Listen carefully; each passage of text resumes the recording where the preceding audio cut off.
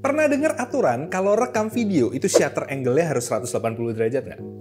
Wait, jangan-jangan kalian baru kali ini dengar apa itu shutter angle? Shutter speed sama shutter angle itu beda nggak sih? Tenang, kita bahas semua di video ini. Yuk belajar bersama Kota Raya.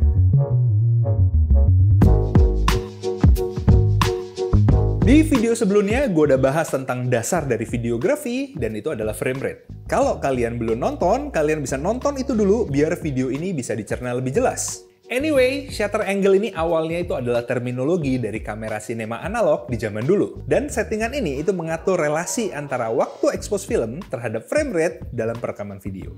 Mekanisme shutter yang digunakan oleh kamera sinema analog di zaman dulu itu emang berputar dalam sebuah poros. Dan settingan shutternya itu membentuk besar sudut tertentu. Itulah kenapa disebut shutter angle. Saat transisi dari analog ke digital, mekanisme shutter angle yang berputar ini itu udah nggak dipakai lagi dan diganti dengan shutter yang sifatnya elektronik. Namun, terminologi dari shutter angle ini itu masih tetap digunakan di kamera sinema. Shutter angle yang banyak digunakan dalam film-film bioskop sampai saat ini itu adalah 180 derajat dan biasanya diikutin dengan penggunaan frame rate 24 fps. Kombinasi antara penggunaan frame rate dan shutter angle yang spesifik ini di video itu bertujuan untuk meniru gerakan yang dialami mata manusia dalam kehidupan nyata.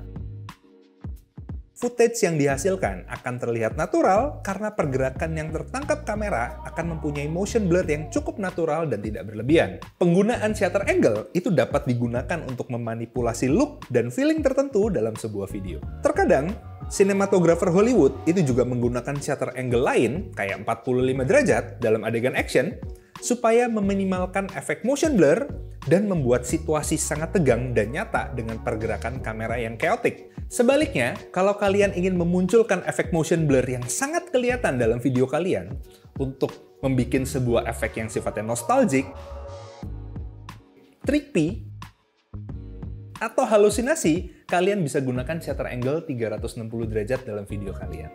Anyway, kalau selama ini kalian ngerekam videonya pakai kamera DSLR atau kamera mirrorless, kalian hanya akan menemukan settingan shutter speed untuk penggunaan foto dan juga video. Karena kamera-kamera ini itu awalnya adalah kamera yang hanya digunakan untuk foto. Tapi dengan naiknya minat konsumen terhadap kamera video yang terjangkau, maka produsen kamera DSLR atau mirrorless saat ini itu juga kasih kapabilitas video yang terus di-upgrade fitur perekaman videonya. Tapi karena basicnya adalah kamera foto, maka pabrikan kamera ini itu ngasih terminologi yang sama untuk pengaturan exposure di videonya, yaitu shutter speed. Perbedaan utama dari shutter speed dan shutter angle itu ada di cara berhitung dan hubungan relatifnya terhadap frame rate video. Shutter speed yang ada di kamera mirrorless itu menggunakan satuan waktu dalam detik, kayak 1/50 atau 1/60 detik, dan settingan ini tuh nggak terkait dengan perubahan frame rate di video. Jadi kalau settingan frame rate di kameranya berubah, shutter speed-nya nggak ikut berubah dengan sendirinya. Sedikit berbeda sama shutter angle, yang sebenarnya itu sama-sama mengatur shutter speed dalam rekaman video. Tapi settingan shutter angle itu artinya adalah settingan shutter speed-nya dapat berubah-ubah mengikuti settingan frame rate. Gambarannya kurang lebih kayak gini. Kalau kita rekam video dengan frame rate 24 fps dengan shutter angle 360 derajat, yang hampir nggak ada jeda di rotary shutternya, maka satu frame akan terekspos selama 1/24 detik. Kalau kita menggunakan shutter angle 180 derajat, yang mana hal ini akan bikin exposure jadi separuhnya, maka video yang awalnya terekspos 1/24 detik, karena turun satu stop, maka shutter speed-nya akan jadi 1/48 detik.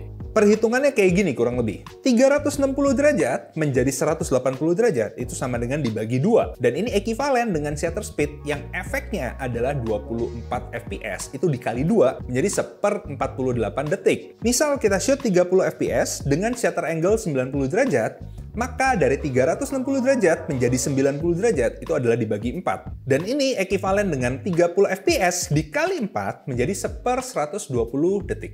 Jadi karena kalian udah tahu gimana cara ngitungnya, kalau kamera kalian nggak ada shutter angle, adanya cuma shutter speed, kalian bisa konversi sendiri supaya kalian bisa mendapatkan efek yang kurang lebih sama dengan kamera sinema yang pakai shutter angle. Atau simpelnya, kalau kalian ingin mendapatkan look yang natural di video kalian, gunakan rumus simple shutter speed-nya 2 kali frame rate untuk mendapatkan shutter angle 180 derajat. So far gitu aja. Sedikit tips dari gua.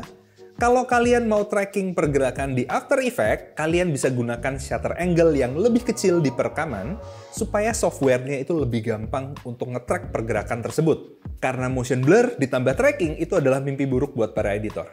Gua Christo Chandra, sampai ketemu di video berikutnya. Bye!